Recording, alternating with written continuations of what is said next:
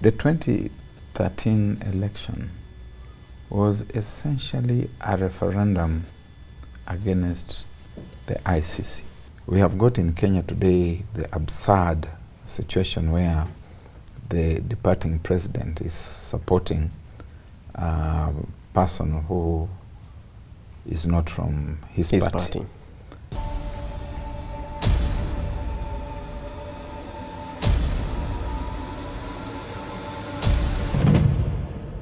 Hello Tuko family, welcome to this week's episode of Tuko Siasa. My name is Kingori Wangeshi, and this week's episode is an exclusive one because we'll be discussing matters transition of administrations. Now from the 4th president to the 5th president or the 5th administration of this country. And to help us understand and unravel this mystery called transition is none other than the man from Emmanuelia, Dr. Barrack Muluka, PhD. Daktari? Hi. Karibu Tuko Siasa. Asante sana. Yes. Yeah. And I must say that you're looking very good in this branded attire. B. Muluka. It was given to me courtesy of my brother and friend, Professor Pielo Lumumba. Okay. You know, he wears this kind of attire. And he calls it sartorial elegance. Yeah, sartorial. Sartorial elegance. Sartorial elegance. Yes. And he would like me to join him in that league. So I'm under tutelage. It looks very good on you. Thank you very much. You're now Dr. Barrack. Yeah, indeed. Congratulations. Thank you. I hope you're not asking me like someone asked, are you Sakaja? Where did you study that one? In Leicester, United Kingdom. Okay. Mostly by distance learning. Okay. But done all the same. Taken about 8 years. Now that you're a student of history, today would like to focus on political history, specifically in Kenya. Looking at the point we are in right now, we are just a few days to the elections, transition elections for that matter. What does it mean? Because most of the voters this time round are first-time voters. And they do not understand the transition from one administration to the next. Well, the legal instruments are very clear. The Constitution is very clear.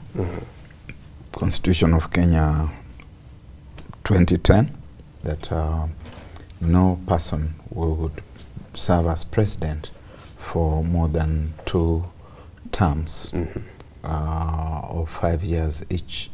President whom we elected in 1992 went on to serve 2 terms, President Moi, and in 2002 he had to go, in spite of certain attempts by some people here and there to vary the Constitution so that he could carry on. There were those attempts. There were those attempts, and that was when some people also started talking about Majimbo. And it generated a lot of tension and even some unnecessary ethnic conflicts and clashes. But the Constitution remained intact. So that president retired in 2002. Yes. We elected our 3rd president. Yes. On the basis of the same old Constitution. And he was a good gentleman politician who understood the rule of law rather well, President Mwai Kibaki. And we saw that while we gave ourselves a new constitution in 2010, he understood very well the provisions of the Constitution under which he was elected. Before we go on, Daktari, does it mean that if he had no political goodwill, he would have taken advantage of the new Constitution? And if he was not well-meaning, for another 2 if terms? he was not well-meaning, he would have said that this is a new Constitution. Let me begin my 2 terms now with the new Constitution. My first term in 2013. indeed, that was what happened when we elected Moi in 1992. Yes. Because he had already served, shall we say, for 14 years. Yes. And he should have basically have been going into retirement because he had done 3 terms, so to speak. But he said, wait a minute, this is a new provision in the Constitution. Yes. So I also go back to the starting line and join everybody else. If they beat me, well and good. If I beat them, then I must be allowed to serve a term. Then I'll offer myself a second time. And even then, when Mzee Moi was finishing his second term under the amended constitution, there were still some people who tried to say, let us change so that he could do a third term. In fact, let us remove the term limits. And it is possible that some people, and there were who maybe let's not name them, thought that Mzee Kibaki should have had another go at this thing, so that today he would be the one who is retiring. Fortunately, that did not happen, and Uhuru Kenyatta became the 4th president in the election, after the elections that were done in March 2013. He was re-elected in 2017, rather controversially, but re-elected all the same. Those who contested his re-election were given another chance, which they spurned, and having spurned, therefore, they lost their legitimacy to claim that he was not legitimately elected. Doctor, so he has finished his 2 terms, and it is time now for him to retire and someone else to take charge. Dr. Does it sound like there's an issue with the incumbency? Because in 2007, President Moi Kibaki was an incumbent. There was an issue with elections, and you know what happened at PEV. 2017, we had an incumbent, and you say he was re-elected rather controversially. Do we have an issue with incumbents running for second terms? I think sometimes when people get there, the seat becomes extremely sweet. Power becomes very sweet. And you know, all sweet things have the illusion of passing very fast. Sometimes when you are just starting to settle down into the seat of power, and they are telling you it is time to be tried again and to be validated or to be sent home. And I think those who are in office sometimes tend to misuse the instruments of state, particularly the instruments of violence. You see, the state is the only entity that is lawfully allowed to employ violence. There are people who are in power, the incumbents, almost everywhere in Africa without exception. It is very difficult to remove them because of the manner in which they manipulate the apparatus of state. And usually they will also have displeased huge segments of the population. It's very difficult for any government in a poor country, especially in Africa, to endear itself to the people. Chances that, given a free and fair environment with a level playing ground, that you will be beaten by your opponents are very real.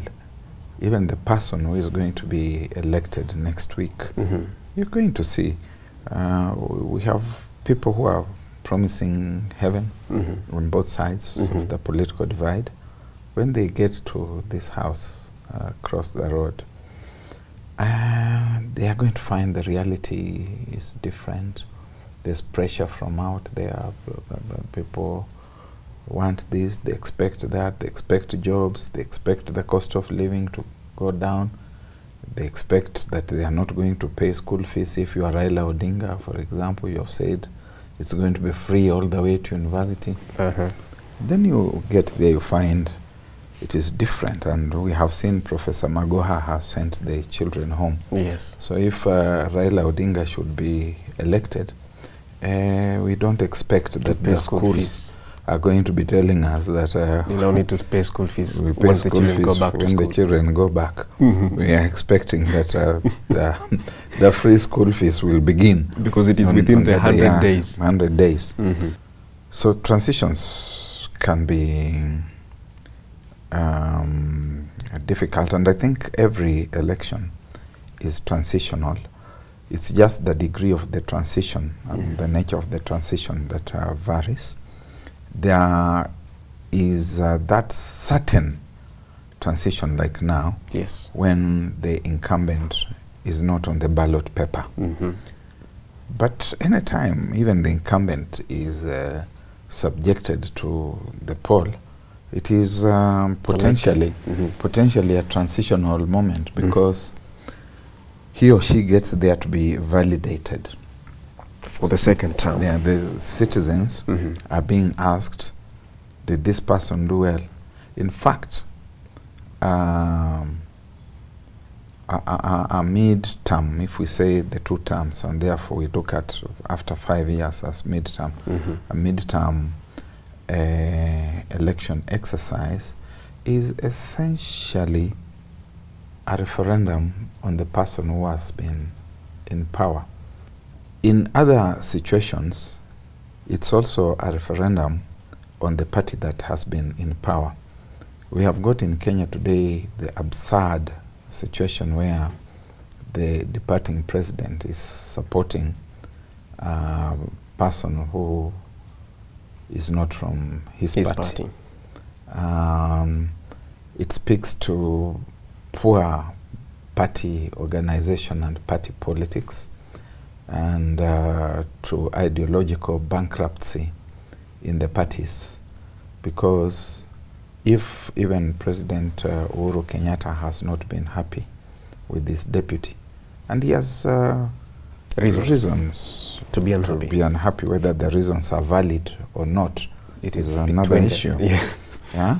He has a right to feel unhappy, but he should have organized his party sufficiently to get somebody from that party to run against the other people, the outsiders, because that party must be representing something, an ideal.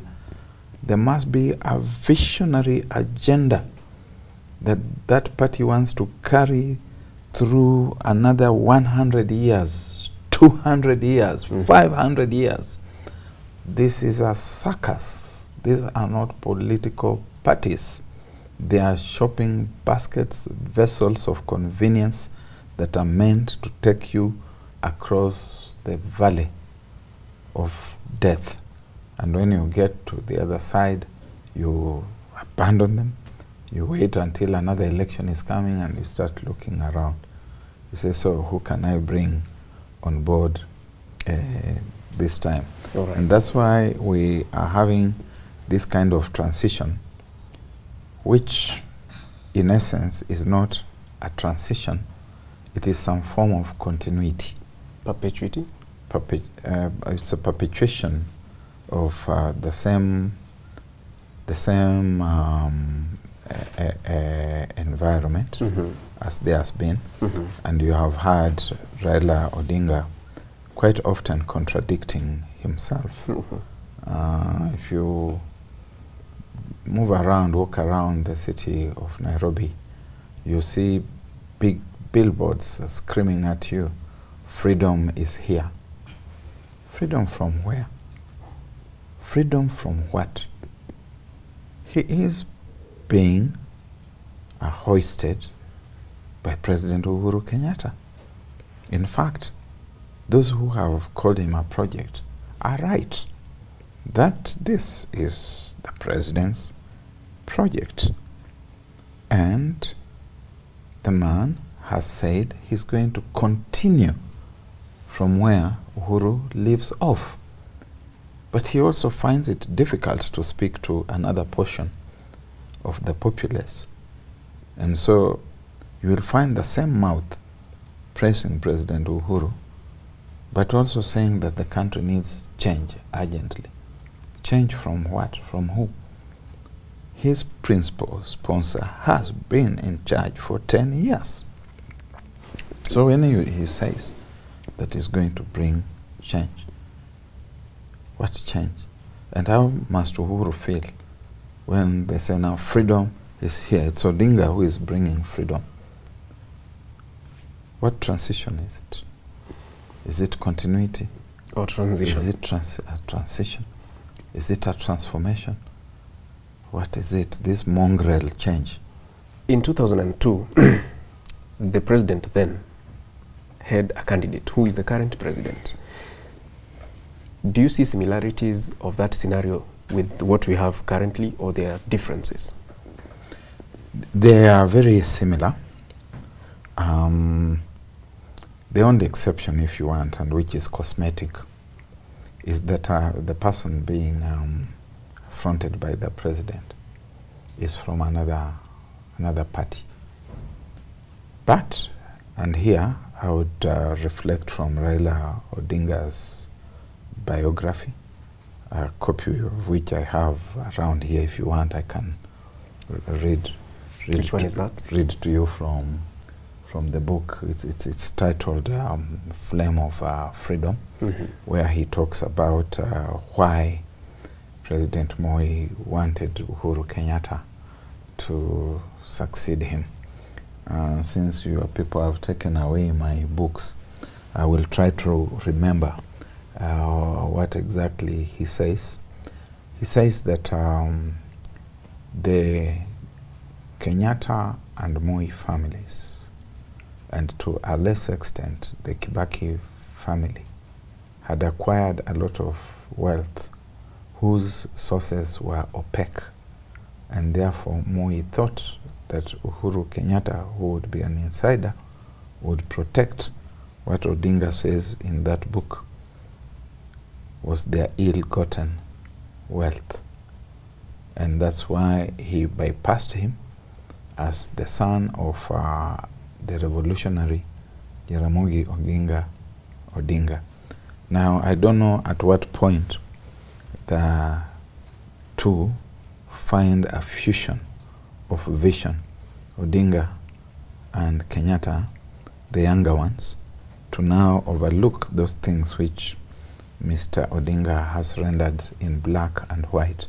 And therefore, I must assume for now that Mr. Odinga has reconciled himself with whatever sources there may have been of the wealth that in his 2013 book he condemns, and that he is now ready to carry on with Mr. Kenyatta Jr.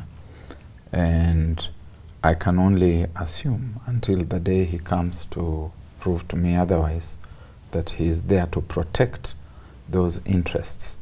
And I advise myself further by some of the pronouncements I've been hearing people making on the stamps.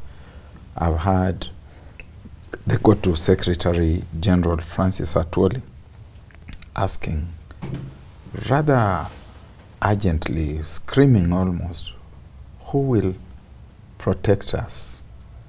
In whose hands are we safe? It cannot be me, because I don't need any protection beyond what every other Kenyan needs in this country. I have lived under 5 different regimes in this country. I lived under the colonial regime. I lived under the Jomo Kenyatta regime, the Daniel Moi regime, the Mwai Kibaki regime, the Uhuru Kenyatta regime. And God willing, I'm going to witness the 6th regime. I don't know whether it will be Raila Odinga's or William Ruto's. And I don't need any special protection beyond the fact that there's law and order in my country, that the police service is working well, that Kenyans, through the education sector and the spiritual sectors, are able to be noble, and that I can walk in the streets of Nairobi without being mugged. Who are these people who are screaming that they need protection? Daktari, 10 years after President Moi left power, he was vindicated by people electing the current president, President Uhuru.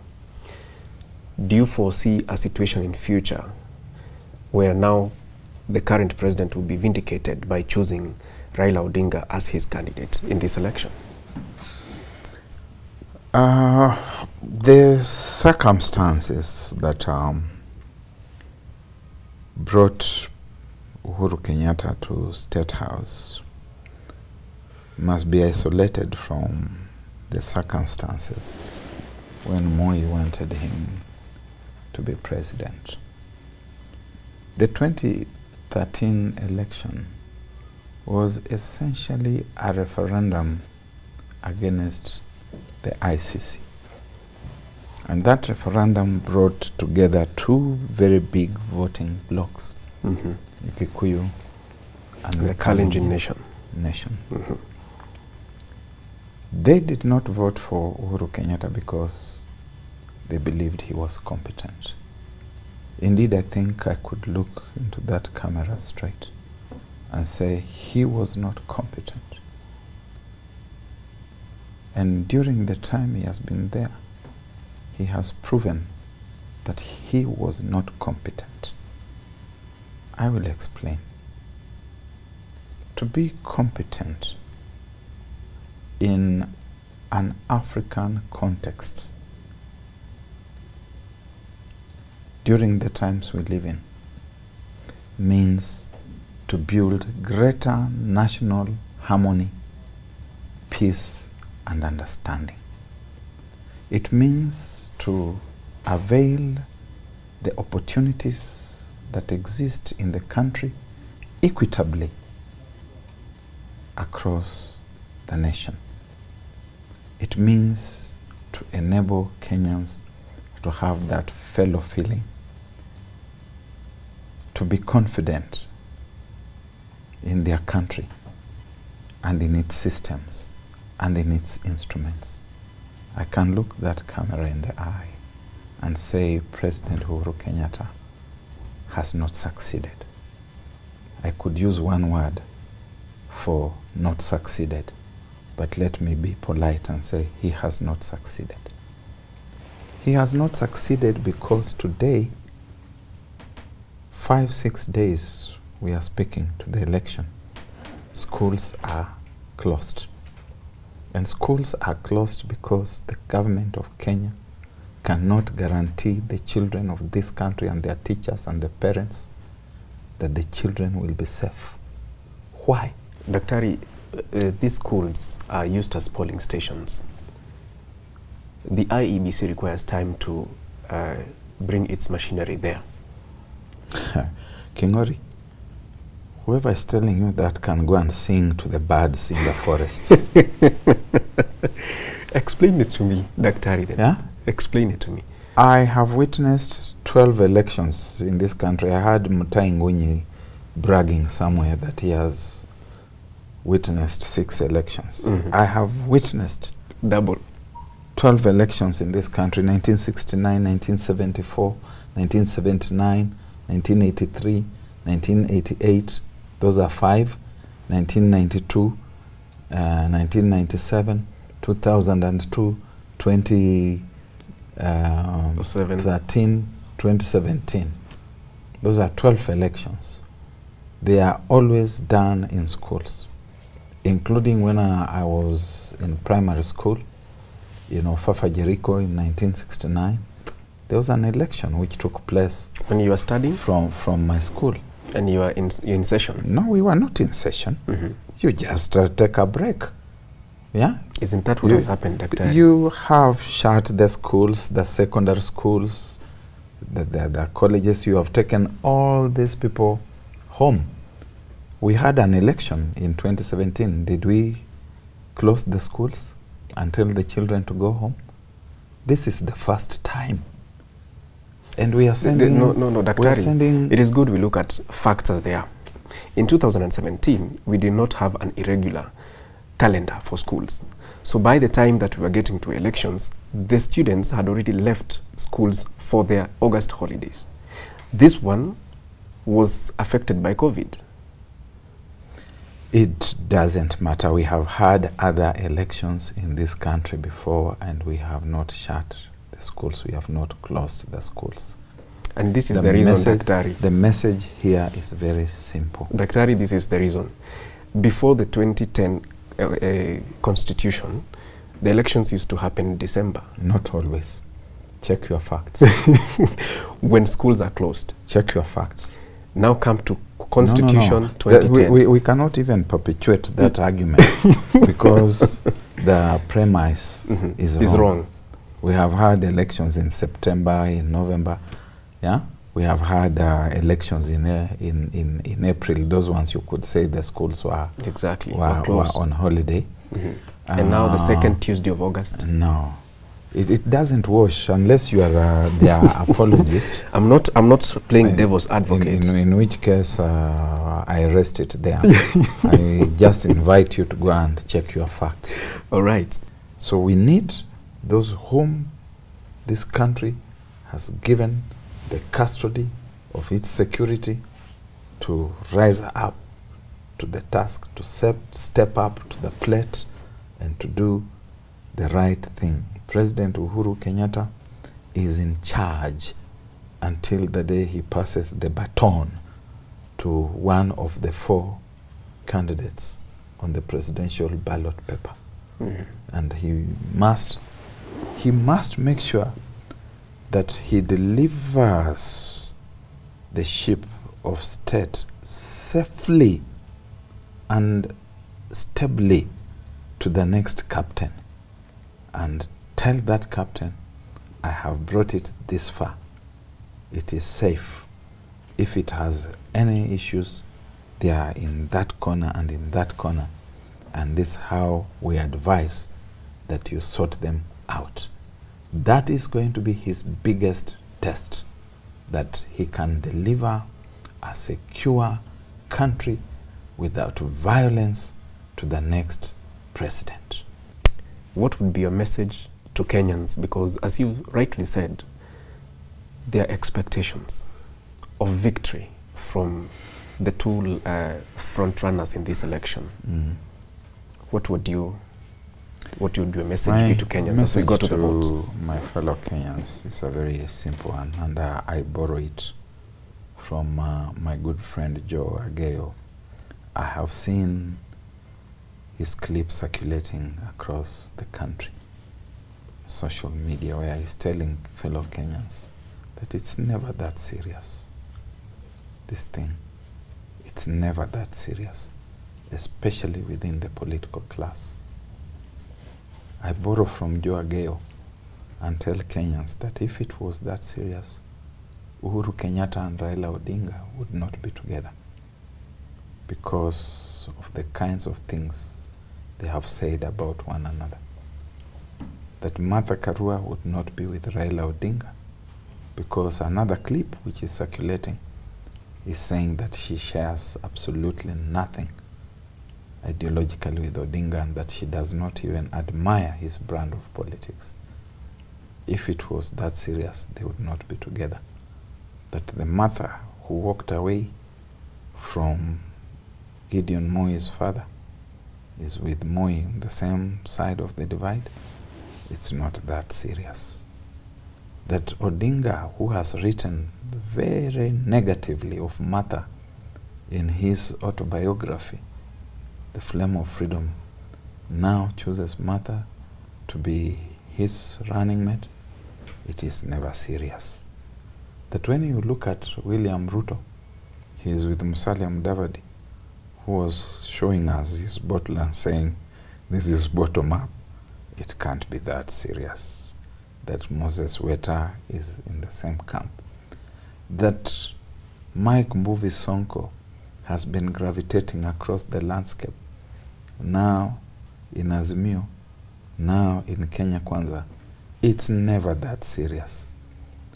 And after this election, they may quarrel, you may fight, but before you join that fight, my brother, my sister, my son, my daughter,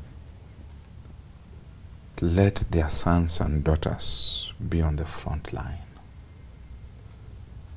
Not even just themselves. The children they love so much, let them be on the front line. Then you can follow them. Thank you very much. Daktari, now finally, in the next administration, which portfolio would you be comfortable with in case it comes your way? That is a mischievous question, which shall not be answered. Thank you very much. Thank you. We had to leave on a light note to show them it's not that serious. It's never that serious, people. Thank you very much, Daktari. Asante sana. Well, that's the time we had with Dr. Barrack Muluka, PhD, helping us understand the politics of administration transition from one president to the next, from one administration to the next. This country, that is Kenya, we are moving from the 4th administration to the 5th administration, right? Correct. Yes. But he said he has witnessed 6 regimes, from the colonial one to this one. Now he will be witnessing the 6th administration or regime. But as we say, this election happens only one day in 5 years. Let us vote peacefully and coexist with our neighbors and the people that are around us. It is never that serious. Just cast your vote and wait for tallies. My name is Kimori Wangeshi. That has been Tuko Siasa this week. Until next time, when we'll have voted and probably will have known the next administration or not, see ya.